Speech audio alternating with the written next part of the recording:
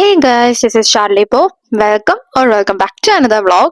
അപ്പൊ ഇന്നത്തെ നമ്മുടെ വീഡിയോ മെക്കാനിക്കൽ എഞ്ചിനീയറിംഗിനെ പറ്റിയിട്ടാണ്. അപ്പം മെക്കാനിക്കൽ എഞ്ചിനീയറിംഗ് എനിക്ക് തോന്നുന്നു പൊതുവെ കുട്ടികൾ കുറവാണ് മെക്കാനിക്കൽ എഞ്ചിനീയറിംഗിൽ. ഇപ്പൊ ഞങ്ങളുടെ കോളേജിൽ ഞാൻ പഠിച്ച ബ്രാഞ്ചിൽ അറൌണ്ട് എല്ലാരും കൂടെ കൂട്ടിയിട്ട് ഒരു 40 സംതിങ് സ്റ്റുഡൻസ് കാണും. ഒരു ഗേൾ ഉണ്ടായിരുന്നു.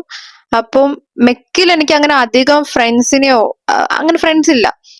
അതുകൊണ്ടാണ് ഞാൻ മെക്കാനിക്കലിന്റെ വീഡിയോ ഇത്ര ലേറ്റ് ആയിട്ട് ഇടുന്നത്. ഇപ്പൊ ഞാൻ ഇങ്ങനെ ഒരു ആളോട് ചോദിച്ചെല്ലാം മനസ്സിലാക്കിയെന്ന് വെച്ചേ ഉള്ളൂ.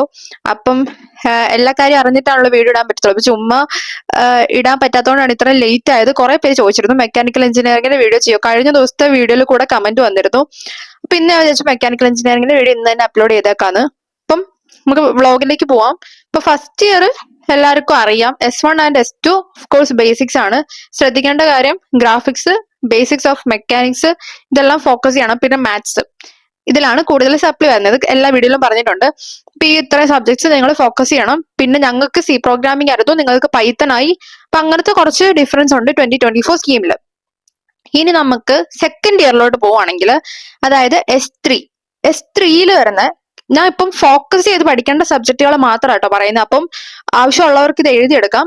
അപ്പം S3 വരുന്ന ഇമ്പോർട്ടൻറ്റ് സബ്ജക്ട് എന്ന് വെച്ചാൽ MOS, MOF ഈ രണ്ട് സബ്ജക്ട് ഫ്ലൂയിഡ്സ് ആൻഡ് സോളിഡ്സ് എന്നാണ് പറയുന്നത്. അപ്പം ഈ രണ്ട് സബ്ജക്ട് കുറച്ച് ഇമ്പോർട്ടന്റ് ആണ്. അത് പഠിക്കേണ്ടതാണ്, കാരണം അതിൽ നിന്ന് ഇന്റർവ്യൂവിനും ചോദിക്കാറുണ്ട്. പിന്നെ MMF എന്ന് പറയുന്നത് മെറ്റലർജിയുടെ അണ്ടറിൽ വരുന്ന ഒരു സബ്ജക്ട് ആണ്. അത് പക്ക തിയറി സബ്ജക്ട് ആണ്. അപ്പൊ ഈ ഒരു 3 സബ്ജക്ട് ആണ് S3 നമ്മൾ ഫോക്കസ് ചെയ്ത് പഠിക്കേണ്ടത്. പിന്നെ നമുക്ക് ലാബും വരും.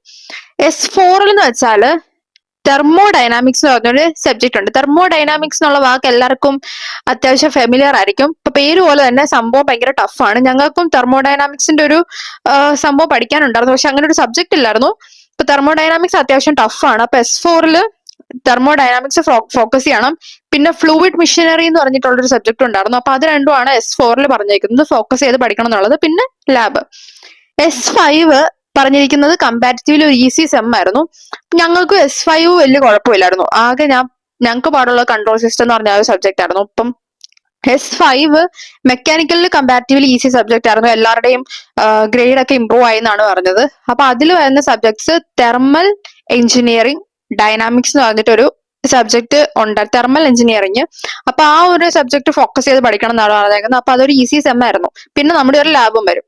പിന്നെ S6 പോവുകയാണെങ്കിൽ അവിടെ S6 കമ്പാരിറ്റീവ്ലി കുറച്ച് ടഫ് ആയിരുന്നു. എല്ലാ സെമ്മും കൂടെ നോക്കുമ്പോൾ ഏറ്റവും ടഫ് സെം S6 ആയിരുന്നു എന്നാണ് പറഞ്ഞത്. S6 കൂടുതൽ സപ്ലി കൂടുതൽ ഉണ്ടായതും. അപ്പൊ ആ സപ്ലി വന്ന paper DDOM and heat and mass transfer എന്ന് പറഞ്ഞിട്ടുള്ള 2 പേപ്പർ ഉണ്ട്. DDOM എന്ന് വെച്ചാൽ design and dynamics of machinery, ആ ഒരു സബ്ജക്റ്റും പിന്നെ ഹീറ്റ് ആൻഡ് മാസ് ട്രാൻസ്ഫർ എന്ന് പറഞ്ഞിട്ടുള്ള സബ്ജക്റ്റിലും കൂടുതൽ സപ്ലി വന്നു എന്നാണ് പറഞ്ഞത്. അപ്പൊ അത് രണ്ടും ഫോക്കസ് ചെയ്യുക S6. പിന്നെ ഒരു ലാബ് വരും. പിന്നെ S6 തൊട്ടാണ് നമ്മുടെ എലക്റ്റീവ് സബ്ജക്ട്സ് തുടങ്ങുന്നത്. എലക്റ്റീവ് പല കോളേജസിൽ ഡിപ്പെൻഡ് ആയിരിക്കും. അപ്പം എലക്റ്റീവ് സബ്ജക്ട് അവിടെ സ്റ്റാർട്ട് ആവും. S6 ലാബ് ഉണ്ട്.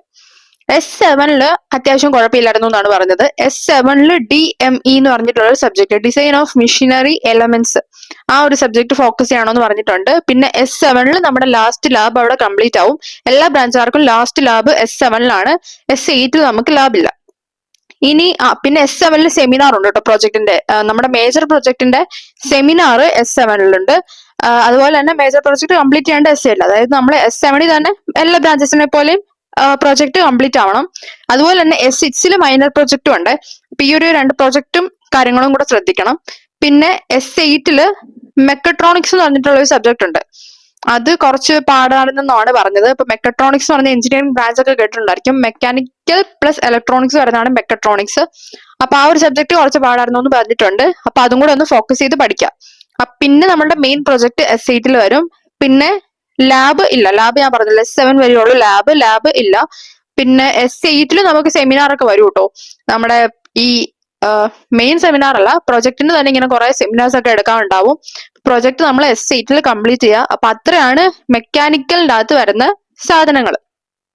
ഇനി ഇതിന്റെ ജോബ് ഓപ്പർച്യൂണിറ്റീസിന്റെ കാര്യം പറയുവാണെങ്കിൽ, ഞങ്ങളുടെ കോളേജിൽ മെക്കാനിക്കലിന് എലിജിബിൾ ആയിട്ടുള്ള കാൻഡിഡേറ്റ്സ് എല്ലാം തന്നെ പ്ലേസ്ഡ് ആയി ഈ വർഷം. അതായത് 2024 പാസ് ഔട്ടിൽ എലിജിബിൾ ആയിട്ടുള്ള കാൻഡിഡേറ്റ്സ് എല്ലാം, ഈ എലിജിബിൾ ഞാൻ ഉദ്ദേശിക്കുന്നത് ഞാൻ പറഞ്ഞല്ലോ പ്ലേസ്മെന്റ് അറ്റൻഡ് ചെയ്യാൻ വേണ്ടിയിട്ടുള്ള ക്രൈറ്റീരിയ ഉണ്ടല്ലോ, മീൻസ് 6.5 CGPA വേണം, ഇത്ര സപ്ലി ഉണ്ടാവില്ല, അപ്പൊ അങ്ങനെ എലിജിബിൾ ആയിട്ടുള്ള എല്ലാ കാൻഡിഡേറ്റ്സും തന്നെ പ്ലേസ്ഡ് ആയിട്ടുണ്ട്. പക്ഷെ എനിക്ക് തോന്നിയ ഒരു കാര്യം, സാലറി പാക്കേജ് കുറവാണ് കമ്പാരിറ്റീവ്ലി. ഇപ്പം എനിക്ക് തോന്നുന്നു അതിനൊരു 5 LPA 6 LPA ആയിരുന്നു കൂടുതൽ. ബാക്കി ഇത് വെച്ച് നോക്കുമ്പോൾ നമുക്ക്, ഞാൻ പറഞ്ഞല്ലോ ഏറ്റവും കൂടുതൽ വന്ന് 7.5 LPA ആയിരുന്നു. അപ്പം അത് വെച്ച് നോക്കുമ്പോൾ ഉള്ള ഒരു ഡിഫറൻസ് ആണ്. പക്ഷെ ഈ മെക്കാനിക്കൽ എഞ്ചിനീയറിംഗിന് എബ്രോഡ് നല്ല സ്കോപ്പാണ്. എബ്രോഡ് നമ്മൾ ഏത് കൺട്രി എടുത്ത് നോക്കിയാലും ഭയങ്കര സ്കോപ്പാണ്. ഇപ്പം സ്പെസിഫിക് ആയിട്ടുള്ള കൺട്രി വേണമെങ്കിൽ അന്വേഷിച്ചിട്ട് അറിയാം. അപ്പം എബ്രോഡ് ഭയങ്കര സാലറി പാക്കേജും നല്ല കൂടുതലാണ്. അപ്പൊ അതുകൊണ്ട് തന്നെ മെക്കാനിക്കൽ എടുത്തവർ കൂടുതൽ എബ്രോഡ് പോയിട്ടാണ് കണ്ടിട്ടുള്ളത്. ഇപ്പം എന്റെ മുന്നത്തെ പാസ് ഔട്ടിലെ ഒരു സീനിയേഴ്സും മെക്കാനിക്കൽ എടുത്തവർ അബ്രോഡ് പോയി വർക്ക് ചെയ്യുന്നൊക്കെ ഉണ്ട്. അപ്പൊ അതുകൊണ്ട് തന്നെ പിന്നെ ഒരു കാര്യം, നമുക്ക് മെക്കാനിക്കൽ എടുത്താൽ അബ്രോഡിലോട്ട് ഡയറക്റ്റ് ജോബിനുള്ള സ്കോപ്പും കൂടുതലാണ്.